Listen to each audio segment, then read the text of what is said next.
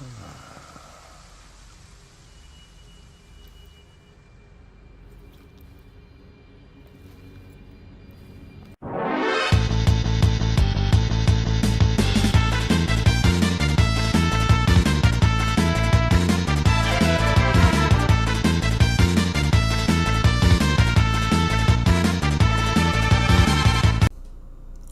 we go in 3, 2, 1, go. Hey folks, what's going on? It is Brandon here, FullMetalKendo. I wanted to talk about, because I went to see Thor, Love and Thunder, okay? I went to see that movie, and I thought it was really well done, but I will be honest here. I actually prefer the first Thor movie. I know. You're just like, really? That came out over a decade ago. And that's true. It did come out around 11 years ago, I think. Might have been 12 years ago. Anyway, I prefer that movie because of the way it told this similar story, but it was a lot better done. Now, obviously, this is going to be a spoiler review, okay? Spoilers, okay? So, if you don't want to be spoiled on anything about this movie, I suggest you click out of the video now. But if you want to talk about spoilers, let's talk about spoilers. So, first of all, Jane has cancer, like in the comics. She has cancer, and she becomes Mighty Thor because of some... She just goes to fucking New Asgard, and Mjolnir just repairs itself or whatever. It's crazy. I know. You're just like, how? What? How is this possible?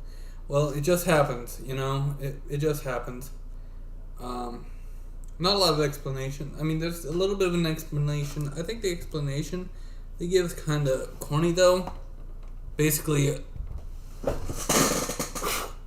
Thor is like, oh, Mjolnir always protect Jane, and Mjolnir just resurrects itself to protect Jane or something.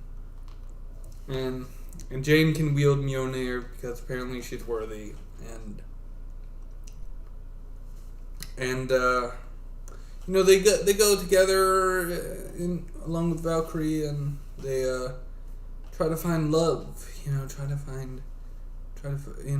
to repair their relationship that they had, repair their love, you know, and they're still madly in love with each other, and Gore the God Butcher is just trying to get to eternity to wish for the destruction of all gods. It's actually not what he wishes for at the end of the movie, but we'll get into that.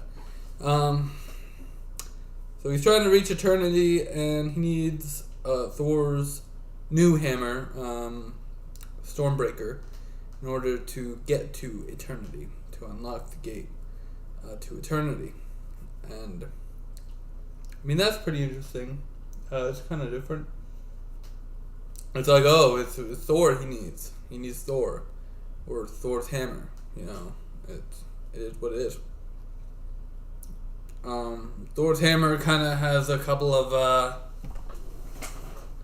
weird things about it. I mean, Stormbreaker, it gets very jealous, and there's a couple of scenes where it's just like fucking up and shit because it's jealous of Mjolnir or whatever, and he just starts talking to it, and I'm like, god damn it, this guy. Okay, so what is Gore? Okay, let's talk about Gore a little bit, because Gore was probably one of the best parts of the movie. First of all, Gore is pissed that his daughter died due to starvation, because his god Rapu was not listening to his pleas, and when he finally finds Rapu, and he's like, my daughter died, why are you insulting us? And Rapu's like, fuck you, man, I don't give two shits. He's like, I renounce you. And then the Necrosword chooses him, and then he just kills Rapu. But after that, he wants revenge for his daughter's death. He wants revenge on all gods for being heartless and cruel to people like him. So he wants to kill all gods. He wants to go to eternity to wish for the death of all gods. He's finally about to make that wish at eternity. And Thor just tells him, hey, you can bring her back. You can bring her back to life. You don't need to kill all of the gods. And he thinks about it for a minute. He does think about it for a minute.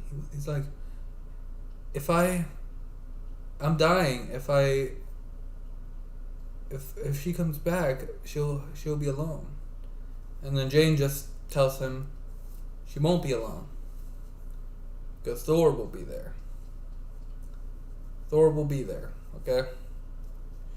That's the thing.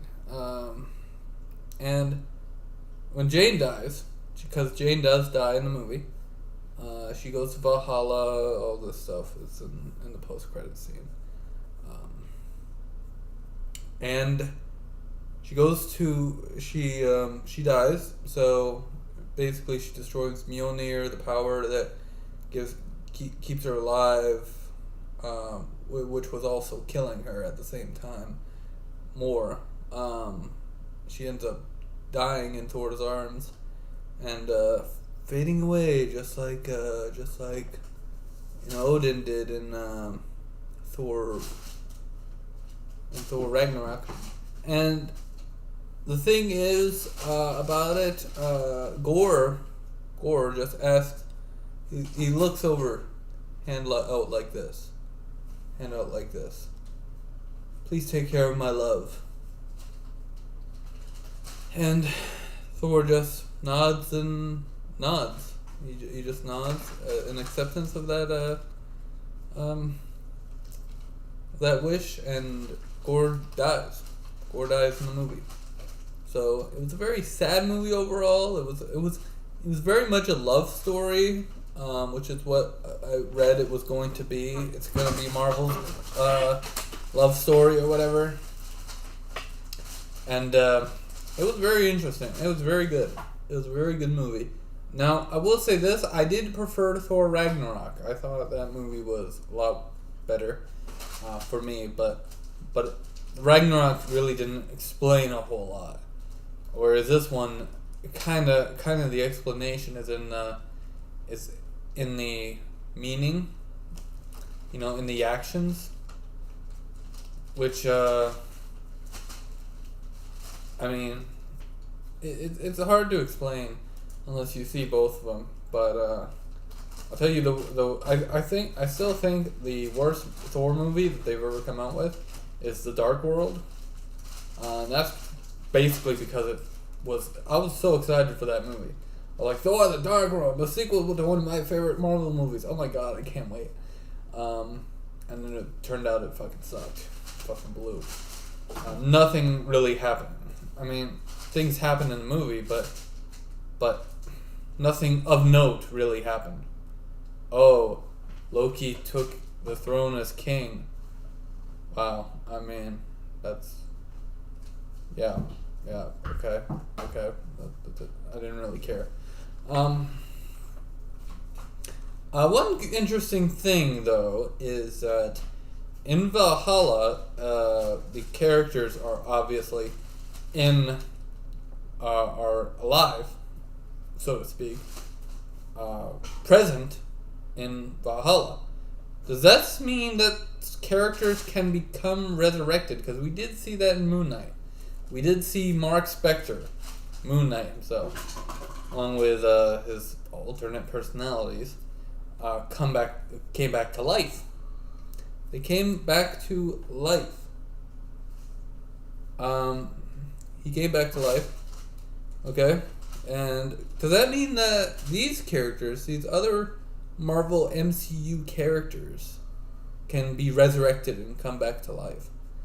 And obviously we know that nobody stays dead in Marvel Comics. Nobody stays dead in Marvel Comics. Nobody. Not even the villains. Not even really the villains. Villains don't stay dead. But can they? We will have to wait and see what Marvel's plan is for this Phase 4, Phase 5, Phase 6, or whatever. We don't know. We don't know what the plan is so far. And we've seen, characters die. We've seen characters, well, in the case of 1 or 2, characters came back to life. We saw characters like Vision come back to life. Okay, I think the thing with Phase 4 is that a lot of the characters, some of the ones who died, let's just say that, came back to life. For example, Vision. Vision came back to life in WandaVision. Technically speaking, and I'm talking about the Vision who wasn't an apparition made of Wanda's magic, I'm talking about the actual Vision. He came back to life as White Vision. Loki, how many times did Loki die?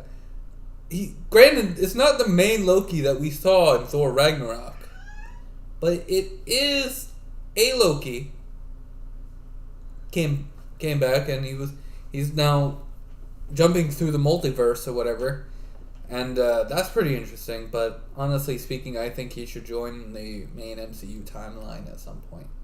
That would just be it would be weird, but it would be the best thing for, I think, the storyline of Thor. For Loki to jump back into the timeline or whatever. Granted, you can have him do his own separate thing as well, but maybe do a couple Avengers by himself, and then he meets up with Thor, and Thor's like, "What? I thought you died, Loki. You were supposed to have been dead." It's like, I'm not the Loki you know. Okay, that would probably be different. Different. They could spin that a couple of different ways. They're doing the same thing with Gamora though, so yeah, they're doing the same thing with Gamora, and I don't know how that's gonna go. But what else? Who else? Love from Love and Thunder, Gorr's daughter, Gorr the God Butcher's daughter, died in the beginning of the movie, and then was resurrected at the end of the movie, and is now Thor's adoptive daughter, and it's actually Chris Hemsworth's real daughter, believe it or not.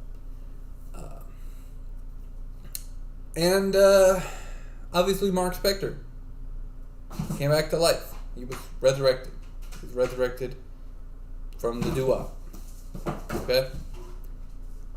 It was interesting, to say the least. And does this mean that other characters will become resurrected? Could we see Quicksilver come back? Quicksilver, become resurrected. Granted, I'm not talking about the Quicksilver played by Evan Peters or whatever. That one, because that wasn't the real Quicksilver. That was just an actor named Ralph Bonaire. But it is what it is. Could Quicksilver come back to life? Could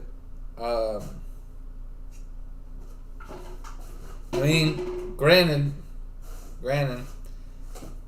characters like Coulson, right? Coulson, dead. Could he come back to life? I don't know. Well, that's assuming that Agents of S.H.I.E.L.D. did not take place, which would suck if that didn't happen. That's assuming he did not take place. That show did not take place in the main MCU timeline. What other characters could Iron Man come back to life? Could we resurrect Iron Man? Could we resurrect? Well, actually, I don't think he actually died in the movie, but Steve Rogers could be. Could we resurrect Peggy Carter? Come on. don't know. I don't know. How many other characters died? Obviously the villains died, but I doubt there's going to be some resurrection of all the villains that ever have been through Marvel Studios, movies and shows and Marvel television shows. Are we going to see characters like Jessica Jones, Luke Cage, Iron Fist, the Punisher? The Punisher, by the way, one of my favorites. Fucking great. Could we see these characters come back? Obviously, they didn't die in their shows, but they may not be in the timeline. You know, could we see them? Could we see them played by their actors? You know, and come back. I don't know. I am not certain what is going to happen. Could we see, theoretically, could we see Loki come back to life? If you're not gonna have Loki from the TV show come into the main MCU timeline, right? Are you at least going to resurrect the old Loki, who we lost in Infinity War? Are you gonna do that? You know, these are questions we have to ask. We have to ask Marvel Studios these questions. I would love it if Loki just came back to life, Quicksilver came back to life, all the other characters who died in previous MCU movies came back to life. But we don't know. Okay, we don't know. We probably won't know until we see the next couple of phases. Of the MCU. Obviously, we know Aaron Taylor Johnson, who played Quicksilver, is now doing Kraven the Hunter in an alternate universe by Sony, Sony Spider-Man universe. But yeah, we don't know. We don't know what's going on with his Marvel Studios contract. You know, yeah. So, Wanda Maximoff. Is she dead? Is she coming back to life? I mean, it's hard to say that she died because we didn't actually see her body, you know, at the end of the movie. We just know a building fucking collapsed on her. So we don't know what happened, you know? We don't know. Anyway, this is Brandon, and I hope you enjoyed our little escapade into the world of Marvel Studios.